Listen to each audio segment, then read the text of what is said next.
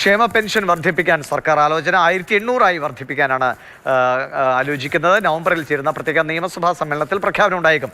പ്രശാന്ത് കൃഷ്ണ വിവരങ്ങളുമായിട്ട്. പ്രശാന്ത്, എന്തായാലും പ്രതീക്ഷിക്കപ്പെട്ടത് തന്നെയാണ് ഇങ്ങനൊരു വർധന. അതൊക്കെ ആവശ്യമായി വരും, കാരണം തിരഞ്ഞെടുപ്പ് എടുക്കുകയാണല്ലോ. ദിവിഷ്, ഗൗരവതരമായ ചർച്ചകൾ ഈ വിഷയത്തിൽ ധനവകുപ്പിൽ ധനമന്ത്രി തലത്തിലും അതുപോലെ തന്നെ മുഖ്യമന്ത്രി തലത്തിലെല്ലാം തന്നെ നടക്കുന്നുണ്ട്. കാരണം സർക്കാരിൻ്റെ LDF സർക്കാരിൻ്റെ പ്രഖ്യാപിത വാഗ്ദാനം ആണ് ഈ ക്ഷേമ പെൻഷൻ വർദ്ധിപ്പിച്ച് 2500 രൂപയിൽ എത്തിക്കുക എന്നത്. അത് LDFിൻ്റെ പ്രകടന പത്രികയിലെ വാഗ്ദാനവുമാണ്.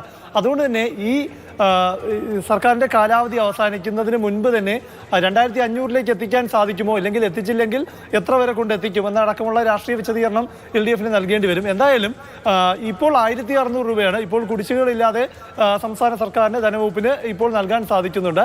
അത് 200 രൂപ വർദ്ധിപ്പിക്കുമോ അതോ 2000 രൂപയിൽ എത്തിക്കുമോ എന്നതാണ് ഏറ്റവും പ്രധാനപ്പെട്ട കാര്യം. ഈ നവംബർ 1 കേരളപ്പിറവി ദിനത്തിൽ പ്രത്യേക നിയമസഭാ സമ്മേളനം വിളിച്ചിട്ടുണ്ട്. ഈ നിയമസഭാ സമ്മേളനത്തിൽ സർക്കാർ പൂർത്തിയാക്കിയ ചില പദ്ധതികളുടെ പ്രധാനപ്പെട്ട പ്രഖ്യാപനങ്ങൾ നടക്കും. അതിൻ്റെ ഭാഗമായി ഈ ക്ഷേമ പെൻഷൻ വർധനയും പരിഗണിക്കുന്നുണ്ട് എന്നാണ് മനസ്സിലാക്കാൻ സാധിക്കുന്നത്.